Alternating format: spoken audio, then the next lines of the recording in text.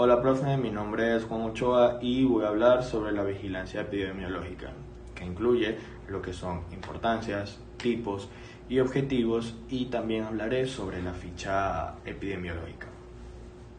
Ok, los objetivos de la vigilancia epidemiológica son observar los cambios en los patrones de ocurrencia de los agentes y huéspedes para la presencia de enfermedades, detectar cambios en las prácticas de salud e investigar y controlar las enfermedades.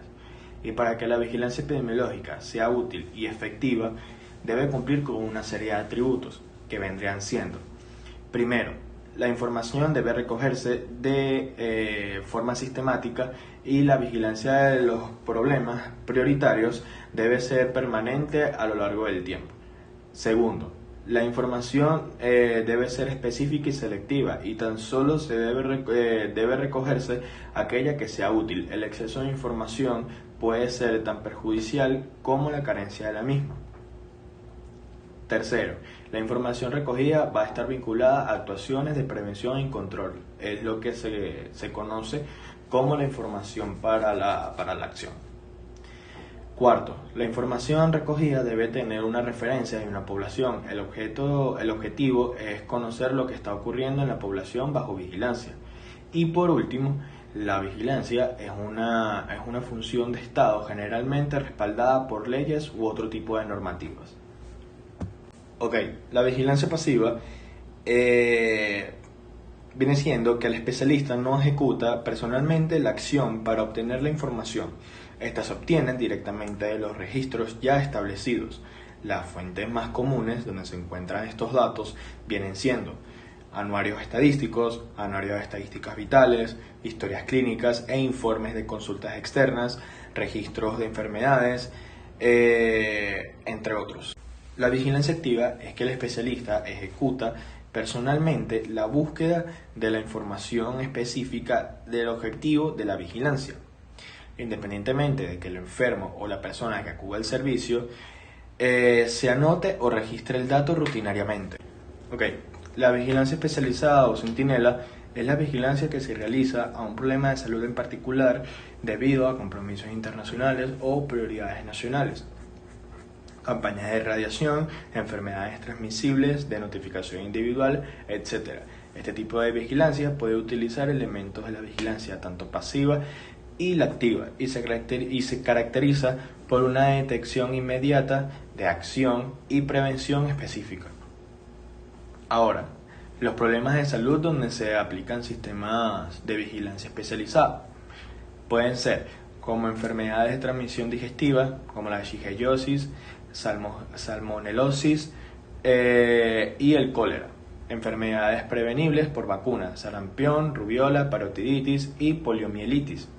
Enfermedades transmitidas por contacto directo, meningoencefalitis, meningocócica y enfermedades bacterianas.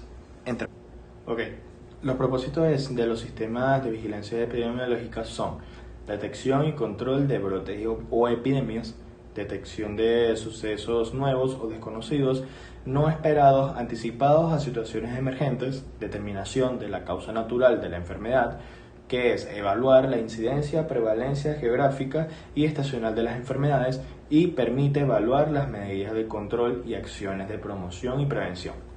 También la detección y monitoreo de cambios y tendencias futuras de los agentes patógenos, detección de cambios en la práctica médico-sanitaria y desarrollar aspectos epidemiológicos que ayudan a controlar y prevenir y erradicar enfermedades, ayudar a la planificación y administración de salud pública y contribuye a la investigación.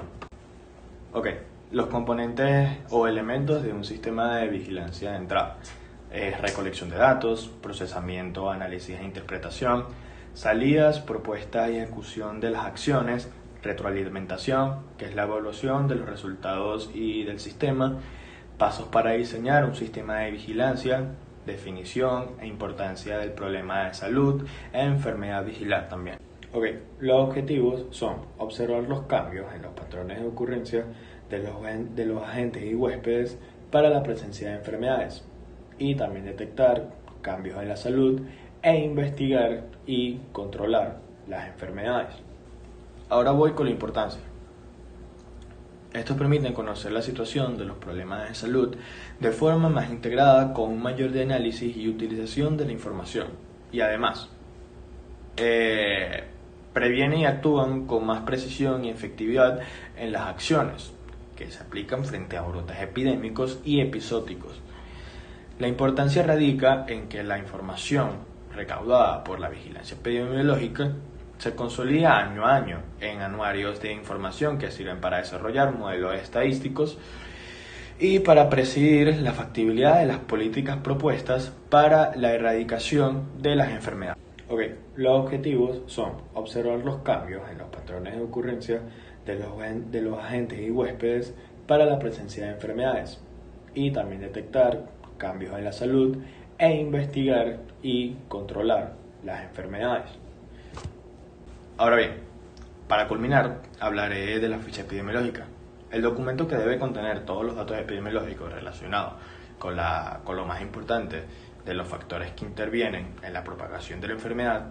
Vienen siendo como, por ejemplo, las partes de una ficha epidemiológica vienen siendo datos de identificación, datos cronológicos, datos sobre la enfermedad, condiciones del medio ambiente físico, censo de las casas y otros contactos, otros datos de interés, observaciones o notas, por ejemplo, y también datos generales. Mi nombre es Humberto Márquez y voy a hablar de las etapas de investigación epidemiológica. Entre estas tenemos características epidemiológicas de la enfermedad. Estas son paciente principal, reservorio, transmisión y hospedero. Paciente principal es el paciente principal del estudio epidemiológico. Reservorio es la suma de todas las fuentes de infección y el hábitat natural del parásito. El volumen de este nos permite determinar las posibilidades de propagación. Transmisión. Puede haber transmisión mecánica. Esta es cuando el parásito no se altera ni se multiplica de forma importante dentro del vector artrópodo o sobre él. Transmisión biológica. Los parásitos se multiplican en el vector artrópodo. Este sirve de huésped esencial y a su vez puede ser propagativa, cicloevolutiva y ciclopropagativa. Hospederos. El huésped es el que recibe y alimenta a otro. Cualquier animal o planta viviente que proporcione alimento y albergue un parásito. Interrogatorio o encuestas. Estos son entrevistas con el paciente y sus contactos y respuestas claras y concisas. Entrevista con el paciente y contacto. El objetivo es obtener la mayor cantidad de información útil durante el proceso. No se deben sugerir respuestas, sino hacer preguntas claras para que las personas describan su enfermedad con signos y síntomas de sus propias palabras. Respuestas claras y concisas. Las respuestas deben obtenerse por deducción, ya que ciertas personas podrían ser sensibles a determinadas preguntas, y por ello se recomienda que la encuesta sea privada. Ahora bien, pasando a hablar de exámenes de laboratorio, tenemos comprobar la enfermedad. Los signos y síntomas predominantes contribuyen a determinar si el causante del brote es producto de una intoxicación, una infección entérica o una infección generalizada o localizada. Una enfermedad neurológica también pudiera ser otro caso.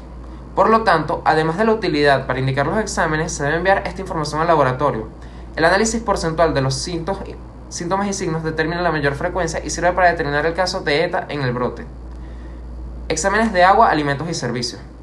Descubrir las fuentes de infección, es decir, por cada alimento se debe precisar el número total de casos que se enfermaron y dentro de ellos los que consumieron el alimento y los que no lo consumieron. A continuación, para el mismo alimento se registra los que no consumieron este alimento y dentro de ese grupo aquellos que se enfermaron y los que no se enfermaron. Se calcula la tasa de ataque para las personas que consumieron este alimento y se divide en el número de personas que se enfermaron entre el total. Pasando a hablar de la contaminación del agua, tenemos que es la incorporación al agua de materias extrañas como microorganismos, productos químicos, residuos industriales o de otros tipos. Análisis de interpretación de resultados. Puede haber análisis de corte retrospectivo. Se calcula la tasa de ataque para aquellas personas que consumieron el alimento y se divide en el número de personas que se enfermaron entre el total del análisis. Ahora bien, análisis estratificado. Cuando dos alimentos tienen una tasa de ataque similar, se recomienda hacer el análisis estratificado, comparando la tasa de ataques por cada alimento específico. Vigilancia epidemiológica. Es la recolección sistemática de información sobre problemas específicos de salud en poblaciones. Su procesamiento, análisis y su oportuna utilización por quienes deben tomar decisiones de intervención para prevenir y controlar los riesgos o daños correspondientes. La vigilancia tiene un papel fundamental en la salud pública porque sirve para estudiar los cambios en la frecuencia de las enfermedades o para evaluar cambios en los niveles de los factores de riesgo. Hola, mi nombre es Isabela Cabrera Illesca, soy perteneciente a la sección 107.2. Y bueno, para empezar, ¿qué es la investigación epidemiológica? La investigación epidemiológica es la aplicación de los diferentes métodos de estudio para la evaluación de los problemas de la salud. Esta es sumamente importante, ya que en esta se emplean las distintas ramas de la medicina como una herramienta para el estudio de las diferentes enfermedades o eventos relacionados con la salud, específicamente cuando se busca evaluar la repercusión de estos en el ámbito de la población. Así, es posible encontrar la aplicación de la epidemiología tanto para definir los mecanismos de transmisión de una enfermedad infecciosa, como para evaluar la respuesta médica organizada para contender con la misma, para evaluar el impacto en el ámbito poblacional del desarrollo de resistencia a los diferentes tratamientos. Los estudios epidemiológicos se clasifican en descriptivos y analíticos. Los estudios descriptivos valoran la frecuencia y la distribución de las enfermedades en las poblaciones con relación a las variables de personas, lugar y tiempo. Estos pueden aportar indicios que contribuyan a generar hipótesis sobre asociaciones entre factores de exposición y estados de salud o enfermedad. Entre los estudios descriptivos tenemos los estudios ecológicos, que son realizados sobre las poblaciones y las series de casos, y estudios transversales realizados sobre los individuos. Y los estudios analíticos son aquellos que valoran los determinantes de los estados de salud o enfermedad, comprobando o rechazando las hipótesis generadas con los estudios descriptivos, con el objetivo de identificar los factores de riesgo o protectores de una enfermedad. Los estudios analíticos pueden ser observacionales, como los estudios de casos y controles, estudios de cortes, o también pueden ser intervencionistas, como lo son los ensayos clínicos, ensayos de campos y ensayos comunitarios. Mi nombre es Gabriel Hernández de la sección 1072. El método epidemiológico se basa en el razonamiento y abordaje que plantea el método científico, en donde a partir de la identificación de un problema y la revisión de los conocimientos existentes se formula una hipótesis y objetivos, recopilando datos según un diseño de investigación, y una vez analizados se obtienen conclusiones que permitirán modificar o añadir nuevos conocimientos a los ya existentes, iniciándose entonces unas secuencias o niveles organizados para el logro del objetivo. Dentro de ellos podemos encontrar las características del huésped, agente causal y el medio ambiente en el que se propaga. Etapas del método epidemiológico. Primeramente se abarca la naturaleza del problema, donde se formulan las interrogantes del qué y por qué se va a estudiar dicho problema, planteando los objetivos del motivo y cómo se abordará dicha situación. La evaluación de la información, que consiste en la recolección, análisis y organización o clasificación de los datos obtenidos durante la investigación y evaluación conjunta con el problema. La formulación de la hipótesis, que es la elaboración de una hipótesis explicatoria sobre las bases de los paradigmas, es decir, a nivel analítico, en relación a los objetivos requeridos que se plantearon anteriormente. Seguidamente se intenta verificar la validez de la hipótesis, sometiéndolas a la verificación según la estrategia seleccionada, es decir, utilizando diferentes diseños de investigación, encontrando respuestas a las preguntas formuladas. Por último, encontramos las conclusiones, que consiste en la evaluación y obtención de resultados por medio de la comprobación, permitiendo un nuevo ciclo de investigación de ser necesario. Hola, mi nombre es María Morcelino de la sección 1072 y voy a hablar de la relación del método clínico y epidemiológico. Los métodos clínicos y epidemiológicos se relacionan, ya que son un enfoque transdisciplinario imprescindible para la investigación y la solución de los problemas de salud que se desarrollan. Las dos disciplinas difieren profundamente en el objetivo de estudio. En caso de la medicina clínica, se analiza el individuo enfermo, mientras que la epidemiología estudia una población en relación con el proceso de salud y enfermedad. Sin embargo, los procedimientos que ambos emplean no difieren mucho, ya que la secuencia de acciones incluye la recolección de informaciones, la formulación de una hipótesis, la confirmación o refutación de esta, la adopción de medidas de control y finalmente la evaluación, ya que los dos se encargan de establecer un diagnóstico e implementar un tratamiento. Ahora vamos con las diferencias entre el método clínico y epidemiológico. El método clínico es un sistema de pensamiento aplicado al personal enfermo y cuya finalidad es establecer un diagnóstico e instruir un tratamiento. Cambio, el método epidemiológico es una forma de pensamiento sistematizada que se aplica no ya al individuo, sino a la comunidad, y cuya finalidad es establecer las causas e indicar medidas de control. El clínico también se apoya sobre un grupo de disciplinas fundamentales como la biología, la patología, la bacteriología, entre otros. Al menos el epidemiólogo necesita apoyarse en otras más como bioestadística, ciencias sociales, físicas y entre otros. Es de mucha importancia recalcar que el clínico trabaja sobre el individuo y el epidemiólogo en agrupaciones humanas en que entran en juego nuevas y complejas variables.